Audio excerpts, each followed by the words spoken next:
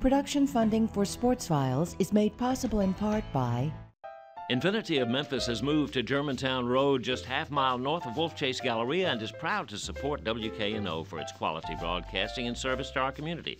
Quality and service? No wonder Infiniti of Memphis feels at home on WKNO.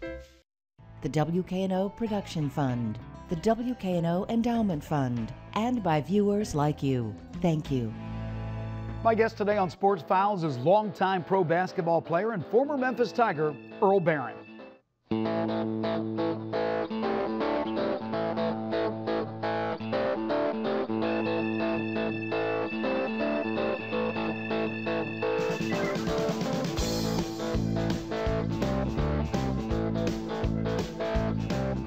He has played professional basketball everywhere from the Philippines to Italy to Puerto Rico. He has also won an NBA championship in 2006 with the Miami Heat. Former Memphis Tigers center Earl Barron has carved out a pretty darn good career for himself, and he's not done yet. The Clarksdale, Mississippi native has played a dozen seasons of pro ball and will turn 34 in a couple of weeks. But last season, he was named first-team All-D-League, playing for the Bakersfield Jam, before getting called up by the Phoenix Suns, where he would finish the season. Barron has played with 7 NBA teams, including 2 stints with the Suns and the Knicks. He has also played with 5 NBA D-League teams. Barron feels he has a few good years left, but right now he's waiting to find out what his next move is. Today, the 7-footer Earl Barron, the Duke of Earl, on life as a pro round baller, an amateur poker player, and what it was like to play for John Calipari. And it's all next on Sports Files.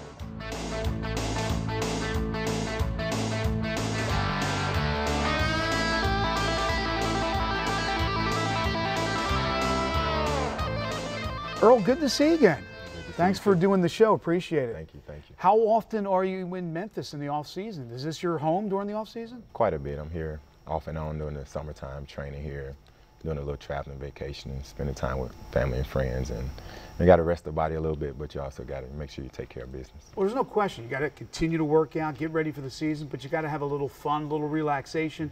Most guys will go to the Caribbean, maybe they'll go to Europe for a trip. You play poker in Las Vegas at the World Series of Poker.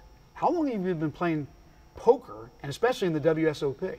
I've been playing poker since probably 2006 for probably 9 years, 8 or 9 years. And after a year of playing, I went to Vegas, I think 2007, 2008 for my first time, and played in a couple of events. But it's just something that I picked up, you know, find it very interesting, intriguing, and you know, I love it. You know, I can sit for hours and play. Yeah, what specifically is the attraction? Just because I guess as an athlete, the competitive nature of it and the whole mental aspect of it, that when you combine those two, it's an amazing sport. The fact that you can bluff, you can pretend like you have something when you really don't, and then hours later you can be doing the same thing, and the guy's like, okay, you're bluffing earlier. I know you don't have anything now, and you can be sitting there with quads or, you know, a hand that can't be beat. And just that aspect of it is just really amazing to me. I know you pretty well. You're pretty mild-mannered, but trash talking happens on the NBA floor. Does trash talking, I know trash talking happens actually at the poker tables. Do you do any of that? No, there's no trash talking at the poker. I mean, that's put the headphones on and just stay quiet? Most of the time. That's kind of bad etiquette to do trash talking. Unless you're, you know, in tournaments, it's something that you can get, you know, a penalty for, you know, really saying the wrong thing or doing it. But in a regular game, cash game at the casino, then, you know, you can basically do or say whatever you want. When you walk into a tournament, especially in the World Series of Poker, and they see this huge guy, I mean, they got, are you a basketball player, right? How many times you get asked that? A million. I mean, a lot of times if I'm sitting there first and guys come down and sit, a lot of tournaments, a break is every 30, 40 minutes, and then in the main event, it's every 2 hours. So a guy will be sitting next to me for 2 hours and not realize I'm that tall until we go on our break, and then I stand up and everybody's like, oh, I didn't realize you were that tall. Are you sitting there signing a lot of autographs during the breaks? No. Most of the people are pretty cool. Every now and then somebody will want a picture, but everybody's really basically there to take care of business and play poker. They want to win money. They want to beat you. What's the best you've ever done? What's the best finish in a tournament? I final tabled a few tournaments. They had a tournament in Florida when I was there. The last Saturday of the month. It was called the Big Slick, and most of the poker guys would come out and play for that every Saturday. And a lot of times when I didn't have every time I didn't have a game or we were not on the road, I would play in that tournament. And it's called chopping. If you get down to like 3 or 4 people and whatever the prize pool is left, you can do it based on chips left, or you can just do a even chop. And so a lot of times I've done that, chopped it up 2 ways, 3 ways. And then there was a tournament in Gold Strike a few years ago. Tunica, the main event, and we chopped it 4 ways. So how about that? And then in Vegas, the field is so large, 6,000 people. The Colossus this year was 10,000 people, and fields that big, the prize pool is very, very top heavy. So if you don't finish, you might finish 200th out of 8,000 people, and you only basically get your money back plus, or double your money. So It's not really, you're not really winning anything unless you make it to the top 50, top 20 final table. Gives you incentive to be one of the top, exactly. As you said, 50 or 100 finishers. Real quick, what was your worst beat ever? Worst beat ever, wow. Had to be a story behind that. I'm trying to think. It's been so many. Just got sucked out on the river. This year I had a flop of ace 10-5, and I had just re-raised the guy a couple hands ago, and he gave me the eye and he threw his hand away. And a few hands later, there was a hand where I raised with 5s, another guy called. It was 4 callers, and the guy next to me called, and the flop was ace 10-5. And I checked, the guy bet, another guy called, the same guy called, and I raised. And the initial guy that bet folded, next guy folded, and it got to him, and he looked at me, and had my shades on, and I'm looking at him like, and in poker, certain times, like, okay, I got him. Like, if he doesn't initially fold right off the bat, and I'm looking at him out the corner of my eye, I was like, I got him. Please put the rest of your chips in. I know you think I'm bluffing. Let's go. And of course, he shoves all in, and I snap call him, and he turns over ace 4, and I turn over pocket 5s. And okay, I'm like looking like, okay, can you do it to me again, dealer? Like, don't do it to me again. And I'm like, there's not too much he can hit to win the hand. Like, if you did the percentages, I was probably 80-20. And the turn was a 2, and the river was a 3. So he ended up getting runner cards, perfect to get a straight. Wow. And it's pretty sick. And things happen all the time when you have kings, someone else has 10s and they hit a 10. But sure, once the flop comes and you get it in on the flop with hands like that, it's like, okay, they're supposed to hold up. Some of it's skill, a lot of it's luck. On the basketball court, it's all about skill. There's no luck. You have to earn your way onto a roster, earn your way onto the court for playing time. You have had a long career. You've had a successful career. You won an NBA title with the Miami Heat. But you've been around the world. You've been around the league. Is it a negative term if I call you a journeyman? No, I wouldn't call it that negative. I remember when I was here, Tony Massenberg, I remember watching him, and he was bouncing around a lot of teams, and I was just like, man, I admire a guy like that's always ready, that's always in shape. Whatever team he goes to, he's efficient, but it's not like he signed a 4 or 5 year deal. He was always, a year here, 2 years there. You're a grinder, basically. He's a grinder, yeah, basically. Phoenix last year, you started off in Bakersfield with the Jam and the D-League, and you got signed by Phoenix, and you finished with Phoenix, and you did some really good things, but you're not sure what's going on for this upcoming season, correct? Yeah, I'm not really sure, but that's why I'm in here, I'm working out all the time, trying to make sure come training camp, come October, that I'm ready to go. So whether it's with the Suns or whatever team, or whether I have to go to Europe, I'll be ready to go. And just make sure and Suns made a lot of moves. Brandon Wright was with the Suns. He was a teammate of yours. He's now with the Grizzlies. Have they've not said anything to you after a strong finish that you had with the team? Nothing. I mean, I guess because they were busy with once the draft starts, and then summer league teams are real busy. And if you're not like one of those, key free agent guys that, guys have been, once the free agent hit, it's a matter of just waiting to guys, teams fill spots, and just sit back and just make sure I'm ready. You played in Bakersfield with Joe Jackson. Joe's trying to make it to the level you've made it to. What are his chances? His chances are very good. Starting out, Joe is still learning the game and trying to separate, college from, this is the league now. It might be the D League, but this still is the NBA, and it's a similar style of play. And starting off, I think he was more looking at stats and scoring and, what everybody was thinking. And I told him, like, You're not always going to be the leading scorer. You're not going to average double figures. As long as you're going out there and you're making a difference, and your plus minus is, if your plus minus is good, then, you know, those are things that a lot of coaches and GMs look at. And there was a stretch in the season where, you know, I had a talk and somebody else had a talk with him from a guy I know from a scout. And he told him, he's like, look, you got to pick up full court. You got to, you know, use your speed, use your athleticism on both ends of the court. Stop worrying about, you know, the scoring, and, you know, worry about your plus minus, worry about your assist to turnover ratio, and get out there and make plays for your teammates. Don't worry about yourself. And he had a stretch where he was averaging 20, 10, and 6, and, you know, 18, 9, and 5. One game he had 16 assists, no turnovers. So he took your advice. He took my advice, took the other one of my friend's advice, and I was like, you know, now you got it. So now it's a matter of being efficient and consistent. And if you can go out there on a nightly basis, play the same way, stop worrying about what this person says, what that person says, and bring it every night, take care of your body and stay healthy, you know, you've got a shot.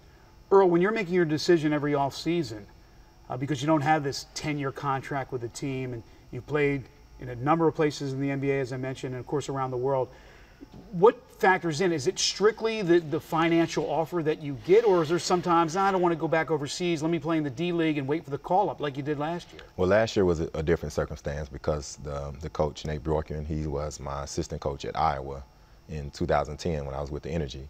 And, you know, we had a long talk. He was part of the staff that came to Phoenix training camp in Flagstaff.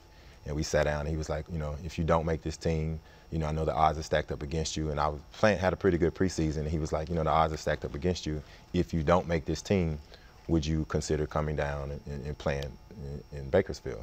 And he said, you know, and I knew our relationship and I knew basically the style. We were going to run the same place the Suns were going to run. And I told him, I was like, you know, I would consider that. And once the training camp started, I was like, you know, I was this close to making that team, and I know other teams were interested. Right. And I just said, you know what, the guys that we had in camp, Casey Prather, Jamil Wilson, and Joe, I was like, you know, those 3 guys, they were great guys, and I was like, you know, that'll be somebody that some guys that I can try to help. Comfortable with, yeah, right? That I could be comfortable with and help them cross over from the, you know, college into, you know, professional basketball. And it was great. You know, I was able to, you know, lead that team. You know, guys listen. I, you know, share stories, share points of view, and we're able to help them with X's and O's and try to, and even the coach let me, you know, share my views and points during practice and stuff. And a lot of times you can't do that because you don't have the, you know, the say so, or the coach doesn't, you know, trust you enough. But he trusted me, and I trusted him, and it was a great year. It also comes with being a veteran and having been there, done that. Yes, yes. Rapid fire for you. Rapid fire. Quick answers here to these questions. Favorite stop outside the NBA? You've played professionally all over the place. What's your favorite stop? Philippines. The Philippines. Toughest player you've ever had to go up against? Shaq. Toughest player. Okay. Best player you've had to go up against? Is it still Shaq? Probably. David West, I give it. David West, wow. He was Best player you've ever played with, taking into account you played on an NBA champion team in Miami? D-Wade. It has to be Dwayne Wade, right? How often do you get to keep up with what's going on at your alma mater with the Memphis Tigers during the season? Almost impossible. It's almost impossible? Yes. But you hear things. I mean, I hear things, and I try to catch a game here and there on ESPN, but with all the traveling and getting in all times of day and night, trying to make sure my schedule and my alarms are set and all this and that. Right, you know, right. It's tough. You got tough. a life. You got a. It depends on the coach you're on. You know, Absolutely. have to take that into consideration. Let me ask you this. I know that you understand and realize you're here at the Finch Center that Austin Nichols left a couple of weeks ago, decided he wanted to transfer. Memphis did not make the postseason last year. When you hear things like that, does that bother you as an alum? And do you think they can get it done under Josh, who has been here now for 7 years? Yeah, I think they can get it done. It's just preparation, guys trusting each other. You know, one guy, you got my back, I got your back, and coming out here every day, practicing hard. You know, listen to the coaches. You know, working hard when they're here, doing weights and conditioning. You know, when you put all that together, get out on the court, and you know, can't play any selfish ball. You know, they should do it. They got all the pieces. It's just a matter of going out and getting it done. Earl, there's always the question about whether or not a coach who doesn't cuss. Now, Josh will get into people's faces, but he doesn't use the expletives. That you have to really put the fear of God into the athlete for that team to have success. Calipari did it. He did it to you. Yeah. I know that firsthand. You guys responded for the most part. Do you think a coach has to be like that, or do you think a nice guy coaches can be successful? That's a tough question. I mean, I don't know if a lot of people try to say, oh, they didn't make the postseason. A lady the other day told me in the store, she was like, oh, the coach needs to get on them more, needs to start cursing them and doing this and that. So it's kind of tough. What do you think? Different guys respond to it. I can say, bleep, bleep, bleep, bleep, bleep, bleep, bleep, and you still might not do it. Or Exactly. I can say, you need to run to the corner, you need to sprint back, help out on defense, and you need to talk, communicate more. And the guy might go out and it's like, okay, coach, I got it. So it just depends on the player and depends on, if they can respond, if they can take it, because some guys can't take it, some guys can. We like to wrap up all our interviews with something we call 5 for the road. So I want quick answers. 5 quick questions here on our final minute. Favorite professional sports team? Dallas Cowboys. Okay. Favorite pro athlete? Current or past? Anytime. Michael Jordan. Michael Jordan. Favorite music or band or group or rapper? Outkast. Outkast. Favorite movie of all time? Money Talks. Money Talks. How about your favorite TV show? Martin. Man, we've had Martin answer. That was the answer at least 10 times. I mean, Martin's a show, it's so old, but I don't care how many times I've watched the episode over and over and over, I still laugh. Your Martin is my Seinfeld. You laugh every time you see it. Every time. How many more years are you going to be able to do this? A couple more, until it starts getting to the point where it hurts to play, or I don't find the love, or I don't have any fun with it. But last year was probably one of the most exciting years I've had, playing ball. Just being around guys who some of them didn't have a clue about professional sports, and right. the learning and watching them grow and evolve and listening. You're becoming an elder statesman now. It's been an absolute pleasure watching your career, and we look forward to watching you for a number of years more. Always a pleasure, Earl. Thank you. Thanks so much. We'll take a short break. Overtime is next.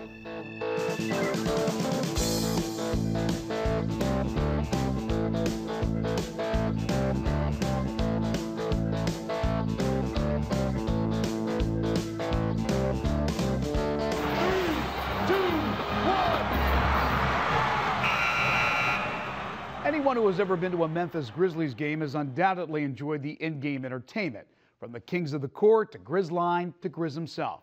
The Grizzlies product is second to none, and that product includes the Grizz Girls.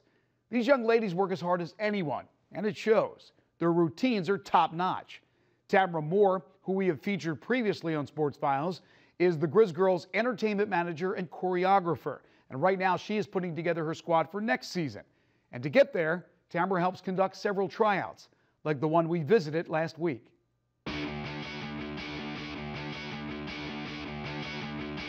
We are here for the 2015-16 Grizz Girls auditions. We are looking for the hottest girls in Memphis to join us for our new season. Are you looking for the same things that any red-blooded American male here in Memphis is looking for, or what else are you looking for? Well, obviously, I'm assuming everyone wants these ladies to be beautiful, but of course these ladies need to be beautiful with a skill set, which is actually not something that's easy to find, right? So we're looking for dancers, strong dancers. They need to have at least 5 to 7 years of dance training in ballet, jazz, and hip hop. We're a dance team, so they have to perform multiple routines a game. They need to be able to pick up routines quickly and have a strong memory so that we can use something from January and use it in March. So we're looking for girls that have good team experience and understand what it takes to be a dancer at a professional level. This past season, we had 19 dancers on the team. Typically with our auditions, we look for anywhere from 16 to 20 ladies. And everyone has to re-audition, so we don't hold any spots. The only gift you get is if you've been on the team for 4 years, you don't have to go through with this first round process. You have to show up and you have to dress out like everyone else, but you don't have to go through the painstaking performance process of it. So there's another step yet beyond this? There's definitely another step. We go into our second round of auditions, so we'll whittle the group down from today's group to a group more in line with what we think we're looking for, and then we'll put them through a series of tests. They'll do a fitness assessment. We'll have our personal trainer come in and do a kind of a boot camp with them. We'll give them a variety of classes. We'll interview them so we can see what they're made of, because obviously this job is so much more about being on the court. It's about being off the court. They need to be able to be poised and work in the community and be able to engage with strangers. So this is not necessarily for the shy. I've been a Grizz girl for 8 seasons. I love it. Love, love, love. Well, I've been dancing since I was little bitty, and so dance has always been a big part of my life. And I just have so much fun performing at the games and just getting to be in that atmosphere with all the thousands of fans. It's pretty fun. It's very time consuming, especially when you have a full-time job to go with it. But if you enjoy what you're doing, you find a way to make it work, and it's all worth it. We've gotten to go overseas a few times to China. It was amazing. I'd never been that far away from home before, so it was really neat getting to experience all that. It's definitely a hard job. These dancers, I mean, professional dancers, especially for NBA teams, don't get nearly enough credit. They rehearse, like I said, probably 9 hours a week. On top of that, they do a couple of games a week. At each rehearsal, they're charged with learning a lot of choreography. They have to remember it. They have to remember their position for it. And then, hey, next game, we have a total different rotation of dancers. So now you have to learn a whole new spot. So it's something that, you know, is a lot of brain work, which people probably wouldn't think it is, but it is. It's great memory, great retention, and then obviously performing at optimal levels no matter what kind of day or week you've had. So I tell the dancers, as soon as they walk into FedEx Forum, it doesn't matter whether they, you know, had a bad test that day, or maybe they had a tough day at work, or, you know, their boyfriend broke up with them. When they come in, people just want them to be all smiles and, you know, be there and be great dancers and great ambassadors for the team. So it's not an easy job. Do girls come in looking to find a husband on the basketball team? No, contractually they are not allowed to do that at all. So no, if they came with that, we would certainly kind of send them out the other way. So no, not at all. But girls do come that want to pursue a professional dance career on a larger scale, and you know, a lot of them are from the area, from the tri-state area, so they try their leg here, and then, you know, if they enjoy it, a lot of my dancers, like this year I've got 3 dancers that are leaving the team and not re-auditioning because they're moving to LA at the end of the summer so that they can further pursue their dance ambitions. I've been with the Grizzlies for 1 year, dancing as a Grizz girl. Before that, I was a student at Rhodes College. I actually ran track here, so I feel very comfortable in this gym, but I tried out for the Grizz girls my senior year and graduated this May. One, I love being able to dance. I missed it so much when I was running track, and I love having so many close friends. All the women on the dance team are amazing women, and it's wonderful to work for such a great organization like the Grizzlies. They care so much for the Memphis community, and that really shows.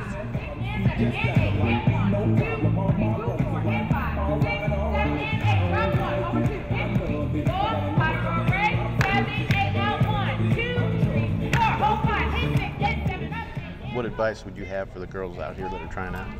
My advice would be to just be really confident in what you're doing, have lots of energy, really show your personality, and just most of all, just have fun. The Grizz girls are an integral part of the Memphis Grizzlies organization. They're the members of the, you know, team that you can meet in person. You can, you know, take pictures with. Obviously, we've got our players, and you can take pictures and autographs with them, but they obviously can't be everywhere. But with our dancers, we try to put them out in the community as much as possible. So it's really, really important that they carry the torch for us and do it in a way that they can be proud of.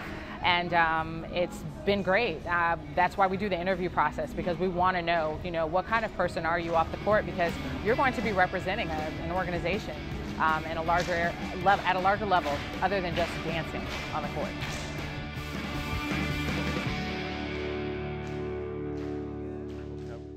Hey, best of luck to all the Grizz girl hopefuls. Speaking of the Grizz, new addition Matt Barnes met the Memphis media earlier this week. Barnes, who was originally drafted by the Grizzlies back in 2002, was acquired by the Grizz in a trade earlier this summer. and he says he's looking forward to playing with his new team. You know, I want to say I woke up at 9 o'clock draft day, not really realizing it was draft day, and I got a text saying I've been traded to Memphis. I was like, okay. So, you know, I realize that I'm one of those guys that if I'm not with you, you hate me, but when I'm with you, you'll understand who I am and what I'm about and love me. So I'm looking forward to winning this crowd and winning the city over and, you know, helping bring a championship here. And we welcome Matt to Memphis. Finally tonight, our condolences go out to the family and friends of Roy Adams, who passed away last week. Adams, who we got to know on Sports Files, was a football fanatic and one of the most colorful characters I have ever met. Adams was known for throwing elaborate college football parties at his East Memphis home. He was a huge UT Vols booster and at times an outspoken critic of the NCAA. Adams was 77 years old. And that'll do it for now. Have a great week, and we'll see you next time.